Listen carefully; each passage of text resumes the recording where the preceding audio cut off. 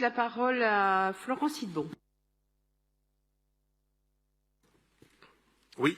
Madame la maire et mes chers collègues et chère Léa Filoche, je m'inscris systématiquement lorsque l'on parle des centres sociaux et je rebondis également sur les propos qui ont été tenus. Évidemment, je vais m'inscrire dans la droite ligne en saluant tout ce travail formidable, mais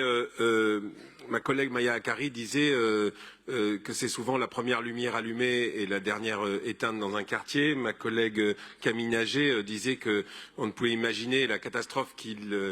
arriverait si les centres sociaux fermaient dans un quartier. Et je dois, en tant qu'élu du 15e, redire l'urgence, la nécessité et la catastrophe,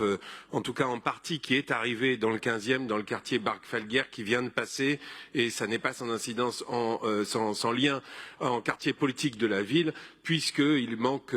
à mes yeux, dans cette délibération, un 31e centre social, qui est le centre social à Barg-Falguière, qui existait sous le nom d'OCM C'est Asile, et qui,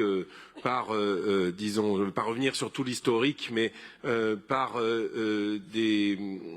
gens qui n'avaient peut-être pas autant à cœur que nous la défense des centres sociaux, eh bien, se sont emparés de l'association qui gérait ce centre social, l'OCM C'est Asile,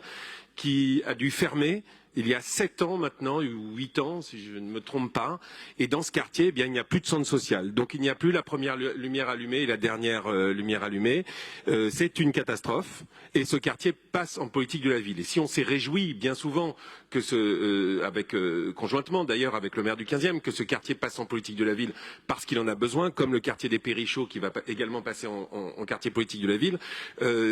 passer en quartier politique de la ville, c'est effectivement des moyens, mais ça dit aussi quelque chose d'un quartier qui concentre des difficultés. Je sais, chère Léa, que vous y travaillez très activement. Je ne manque pas une occasion de rappeler cette nécessité, de rappeler qu'on est enfin sur la bonne voie, que les choses s'accélèrent, et de rappeler l'urgence absolue à ce qu'il y ait une préfiguration de ce centre de quartier le plus vite possible, puisqu'il y a des problématiques de bâtimentaires qui vont prendre encore trop de temps, mais qu'il y ait au moins une préfiguration qui permette qu'il y ait